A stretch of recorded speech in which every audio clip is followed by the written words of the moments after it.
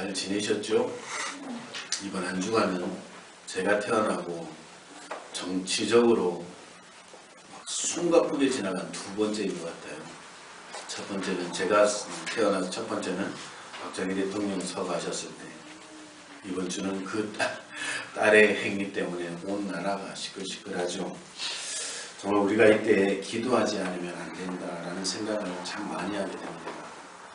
우리가 그냥 단지 먹고 사는 것만 위해서 기도할 게 아니라 이 나라 이 민족을 위해서 기도해야 될 사명자라는 사실을 기억하시길 바랍니다.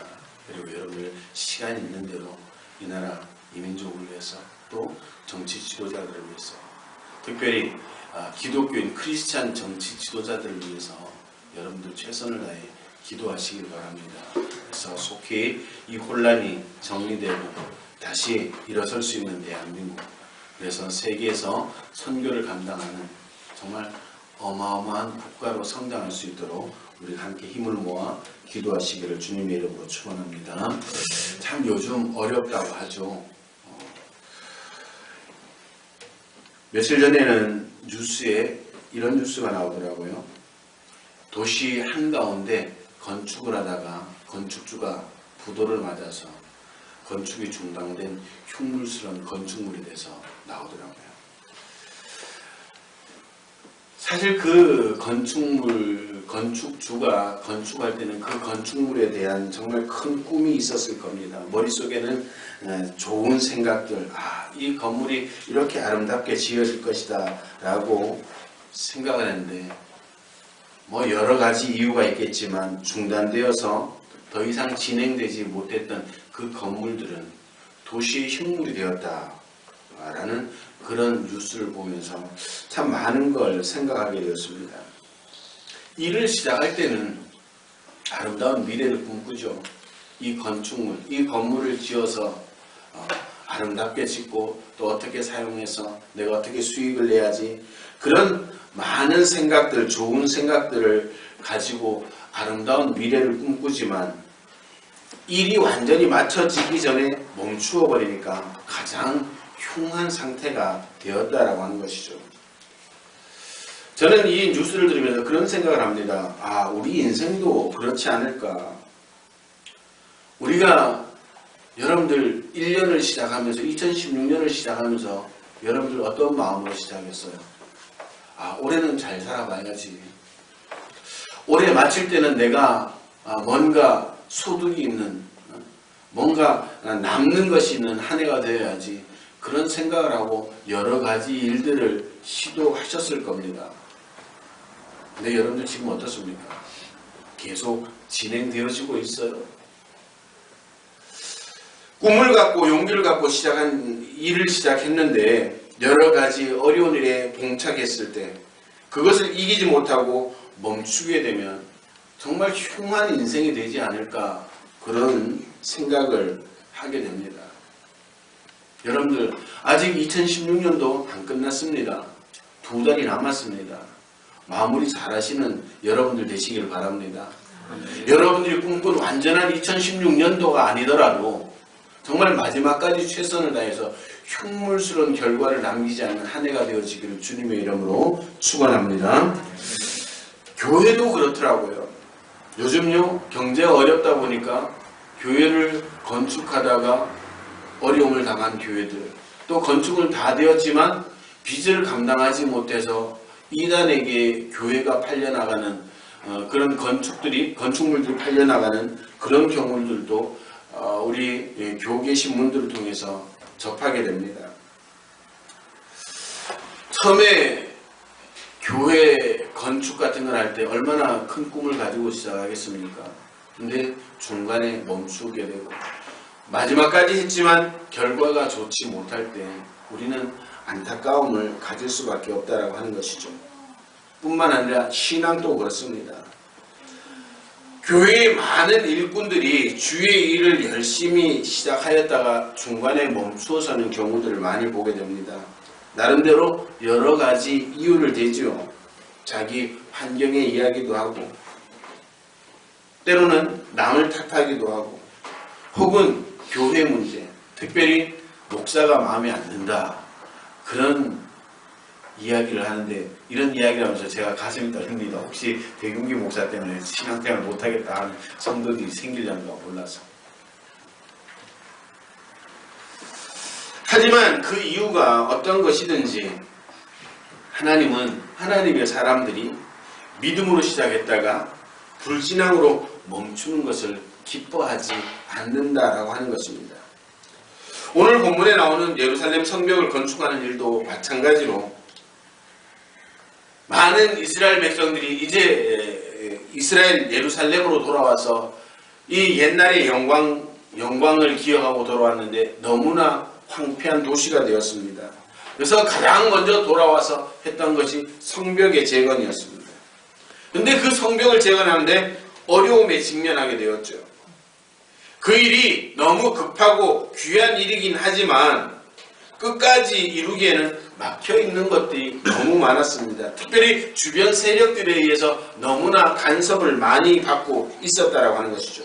그런데 오늘 그 본문에 나오는 느헤미야는 그런 막힘 때문에, 그런 환경들 때문에, 그런 장애물 때문에 그 성벽 쌓는 일을 멈추지 않고 열심히 해서 끝까지 목적을 이루었다. 그게 오늘 읽었던 느헤미야 4장 전체의 내용입니다. 오늘 이 본문의 말씀을 통해서 내 신앙, 내 믿음을 한번 적용해 보려고 합니다. 오늘 저와 여러분들은 느헤미야와 그 백성들에게 주어졌던 성벽 건축만큼이나 중요한 일들을 맡고 있다는 사실을 기억하시길 바랍니다. 교회 제가 목회를 하면서 그런 얘기를 많이 했습니다. 특별히 연세 드신 분들이 그런 말씀하죠.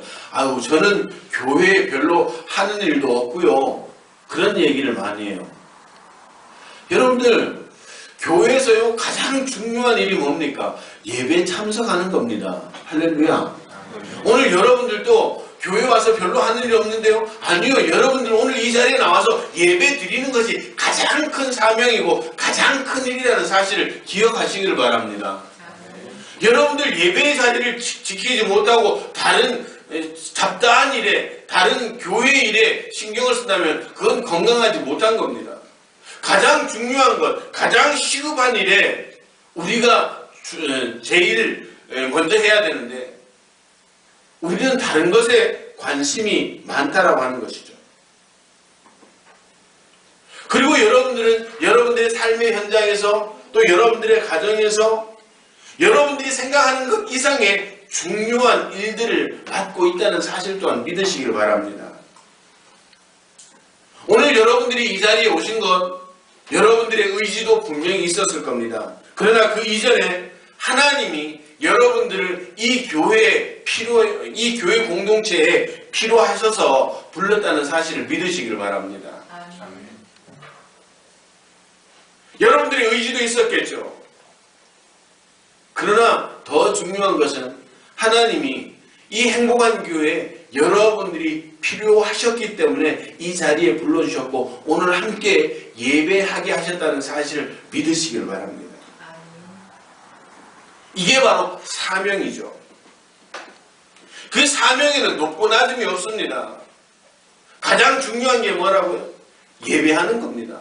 교회 공동체는요, 예배가 제1우선이 돼야 된다는 거예요. 그런데 우리는 그 예배 외에 다른 것들에 비중을 더 두고 있죠. 여러분들, 사명에는요, 높고 낮음이 없습니다. 어린아이가 예배 드리는 것과 어른이 예배 드리는 것 다를 바가 없습니다. 하나님은 그 예배를 다 귀하게 받으시는 거예요.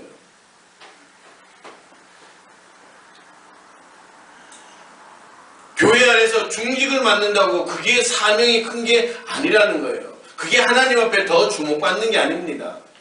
저는요 사실 이 목사라는 이 직분이 너무 두렵고 떨립니다. 왜? 더 많은 신앙적 책임이 있기 때문에.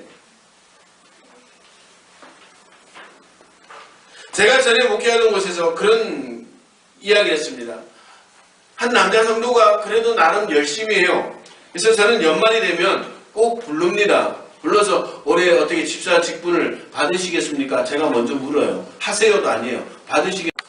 하겠습니다 라고 하면 그때부터 시작되어지는 거예요. 그분께 물었어요. 올해는 어떻게 집사 직분 받으시겠어요? 싫다는 거예요. 왜 싫냐고 하니까 집사가 되면 책임질 게 많다는 것이죠. 저는 그 분의 말에 참 공감도 되면서 안타까움도 있었습니다. 그래도 집사라고 하는 그 직분의 무게감을 인정한다는 것이죠. 집사가 되고 권사가 되고 장로가 되고 목사가 되는 것. 여러분들 직분이 여러분들의 삶에 더 큰 올무가 된다는 사실을 기억하시길 바랍니다. 어저께 제가 우리 김재호 성도하고 성경 공부를 하면서 그 얘기를 했어요. 저는 목사 될 수밖에 없었다고. 왜? 저는 평신도로 여러분들처럼 신앙생활할 자신이 없어서 목사라는 직분이 주어지면 그 목사라는 직분을 지키기 위해서라도 저는 신앙생활을 해야 된다고. 그런데 우리는 목사가 교회의 주인인 것처럼, 장로가 교회의 주인인 것처럼 그렇게 생각한다는 것이죠. 하나님 앞에요, 목사나 장로나 다를 바가 없습니다. 다 하나님의 자녀예요.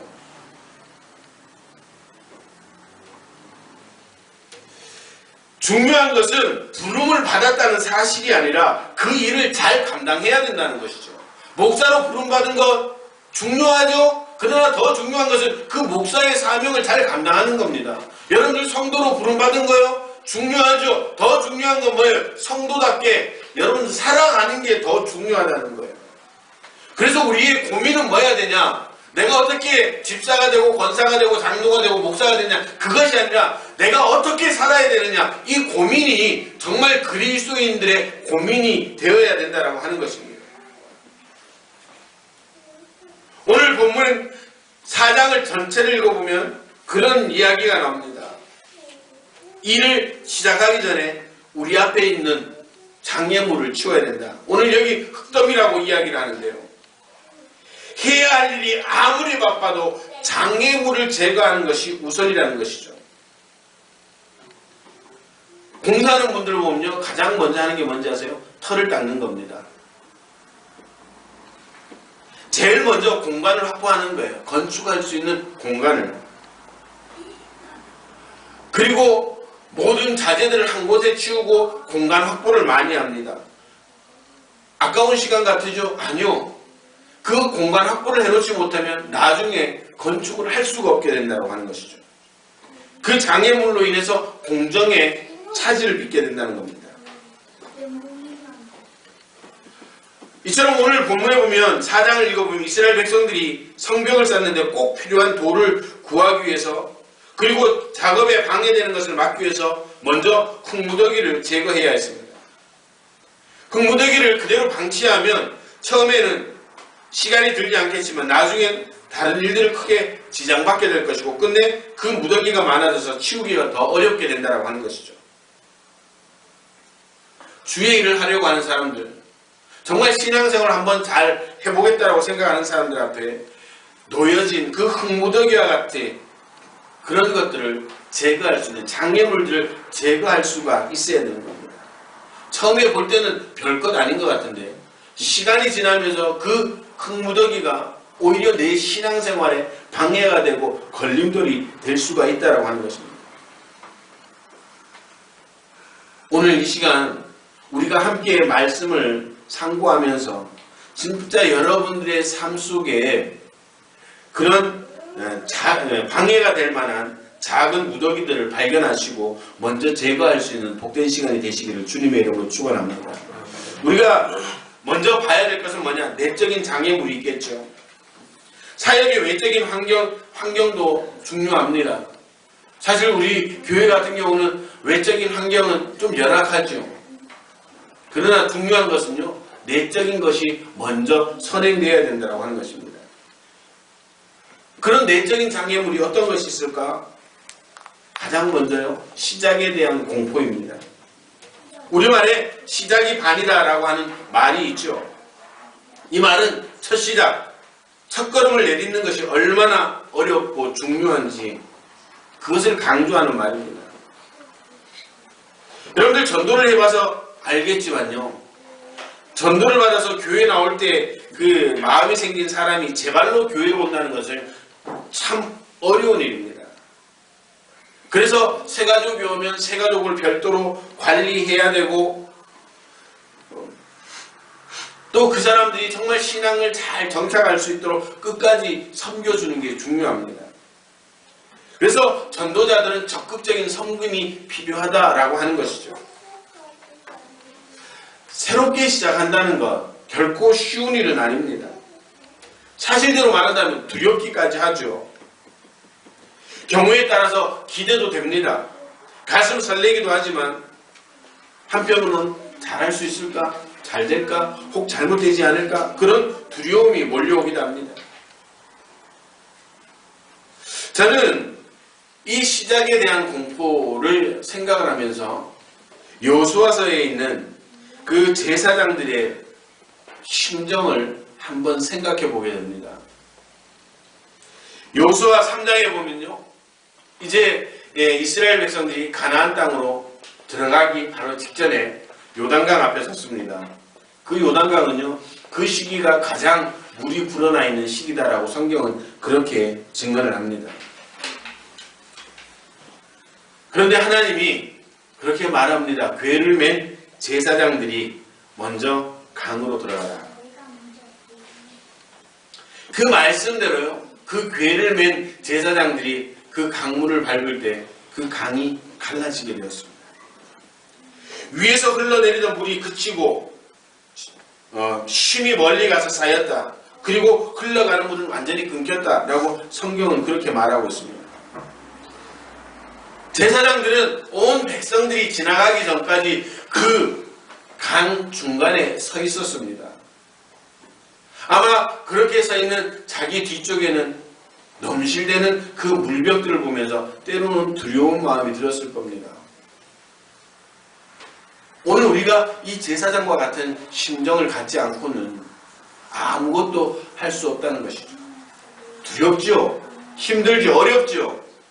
그러나 우리가 걸어가야 될 길이라면, 우리가 해야 될 일이라면 믿음으로 감당할 때 그 두려움들이 극복되어지는 줄로 믿으시길 바랍니다. 우리의 삶의 현장에 이렇게 우리가 감당하지 못할 홍수와 같은 삶의 환경들이 밀려옵니다. 그 환경들을 보면서 두려워하죠. 내가 할 수 있을까? 내가 잘 믿을 수 있을까? 신앙생활 잘할 수 있을까? 그러나 믿음을 가지고 한 발 한 발 한 발 걸어나갈 때 하나님께서 예비하신 은혜 가운데 그 홍수와 같은 삶의 현장들이 갈라지게 되는 줄로 믿으시길 바랍니다. 도저히 상상하지 못했던 그 하나님의 놀라운 은혜들을 경험하는 믿음의 백성들 되시길 주님의 이름으로 축원합니다. 시작 두렵긴 할 겁니다. 그러나 그 시작점에서 한 발 내딛기 시작할 때 하나님은 미리 일하시고 우리가 그 어려운 험난한 길을 건널 수 있도록 도와주시는 줄로 믿으시길 바랍니다. 두 번째는 게으름이 우리의 장애물이 됩니다. 어렵게 시작하였더라도 게으름이 있다면 맡은 바 사명을 감당하지 못할 것이고 또한 성공하지 못할 것입니다. 고린도전서에 뭐라고 말합니까? 하나님이 맡은 자에게 구할 것은 충성이다 라고 말씀하고 있습니다. 예수님도 그의 집 맡은 아들로 충성하였다 라고 히브리서 3장 6절에 말씀하고 있고요. 로마서 12장 11절에 바울은 게으르지 말고 열심을 품고 주를 섬기라. 만약 느헤미야와 백성이 게을렀다면 그 흙무더기를 치우지 못하였을 것이고 그 흙무더기를 치우지 못했다면 여전히 외부에 노출된 항상 위험 요소를 안고 살아갈 수밖에 없었습니다. 오늘 저와 여러분들이 부지런하지 않다면 우리는 늘 우리의 적들에게 노출되어 있다는 사실을 기억하시길 바랍니다. 악한 사단은 우리를 삼키려고 사자와 같이 삼키려고 한다라고 성경은 그렇게 말씀하고 있습니다. 우리가 부지런하지 않으면 우리는 그 악한 사단의 표적이 될 수밖에 없다는 사실을 기억하시길 바랍니다. 어때요? 게으르지 않습니까? 부지런하고 있습니까?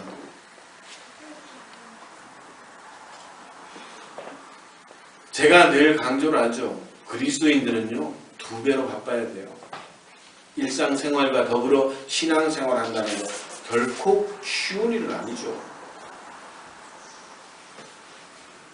우리 백성경 성도가 언제 한번 고백을 했죠.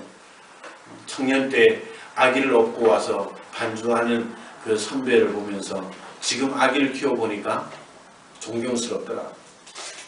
부지런했기 때문에 가능한 겁니다. 신앙생활은 게을러서는 안 돼요. 주의 일 한다고 여러분들 일상생활 놓고 살아갈 겁니까? 아니죠. 일상생활 한다고 주의 일을 놓겠습니까? 아니죠. 우리는 2배로 부지런해야 됩니다. 그렇게 부지런하지 않으면 우리는 늘 표적이 될 수밖에 없다는 사실이에요. 믿지 않는 가족들에게도 표적이 되고요. 믿지 않는 친구들과 이웃들에게 표적이 되는 겁니다. 저 사람은 신앙생활 한다면 집안 꼬라지 보면 기가 막히네. 이 소리가 나오는 거예요. 게으름이요, 우리에게 큰 장애물이 된다는 사실을 기억하시길 바랍니다. 그 게으름을 극복하시고 부지런함을 마음에 품고 살아가시는 저와 여러분들이 되시기를 주님의 이름으로 축원합니다. 세 번째는 실증이라는 장애물이 있죠. 일을 처음 맡을 때는 기쁘고 즐거웠는데 시간이 지나니까 실증나고 다른 일을 하고 싶고 그런 경우들도 있습니다. 실증이 사람의 본래 속성이라고 합니다. 그게 심하게 되면 인생에 문제가 되고 일에 걸림돌이 된다고 하는 것이죠. 실증이 왜 나타날까? 목표가 없기 때문입니다. 비전이 없는 사람들에게 그 실증이 쉽게 나타나는 것이죠. 그런 말 있죠. 다람쥐 쳇바퀴 돌듯 하는 인생이다. 반복되어진 일상. 비전이 없으니까, 꿈이 없으니까 매일 똑같은 삶을 산다라고 그렇게 생각을 하는 겁니다. 신앙도 마찬가지죠. 여러분들 그 신앙의 비전, 믿음의 비전들, 교회 공동체의 비전을 잊어버리고 살아가다 보면 신앙생활도 실증나는 겁니다. 꿈이 없는데 뭘 더 전진을 하고 무엇을 더 얻겠습니까?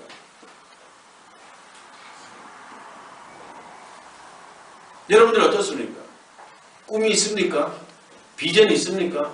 아니면 혹 지금 꿈과 비전을 다 잃어버리고 여러분들의 인생에 실증을 느끼며 여러분들의 신앙을 실증을 느끼며 마지못해 오늘 이 자리에 나와서 예배하고 있지는 않습니까?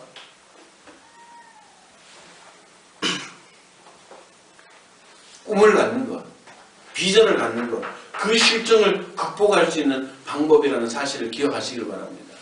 오늘 느헤미야는요, 성벽을 다 쌓는 것이 비전이었습니다.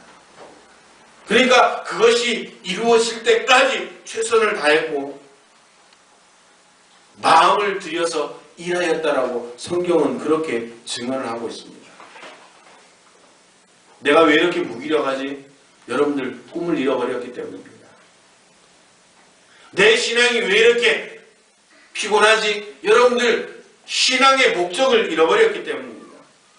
왜 교회 공동체 생활이 즐겁지 않지? 그것은 목사 탓이에요. 꿈을 주지 못하니까.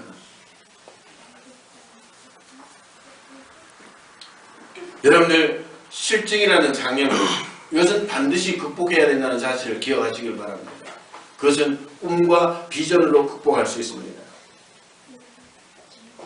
그리고 마지막으로 맡은 일을 좋아하지 않는 것이 장애물이 될 수 있죠. 근데 사람이요, 살아가면서 늘 자기가 좋은 것만 할 수 있을까요? 그렇지 않습니다. 비록 맡은 일이 남들이 미룬 일이라고 하더라도, 다른 사람들보다 더 힘든 일이라고 하더라도, 알아주지 않더라도 주께서 맡기신 일이라면 기쁨으로 감당하는 겁니다. 전도서 9장 10절에 보니까 무릇 내 손이 일을 당하는 대로 힘을 다하여 할지어다. 끝까지 싫어도 맡겨진 사명이라고 생각한다면 감당해야 된다고 하는 것이죠. 우리는 살아가면서 우리의 신앙뿐만 아니라 인생도 마찬가지입니다. 인생도 역시 이 말씀을 벗어나지 못한다는 사실을 우리는 알고 있습니다. 무슨 일을 시작할 때 닥치는 공포, 그리고 게으름, 실증, 내가 하고 싶은 일만 하고 싶은,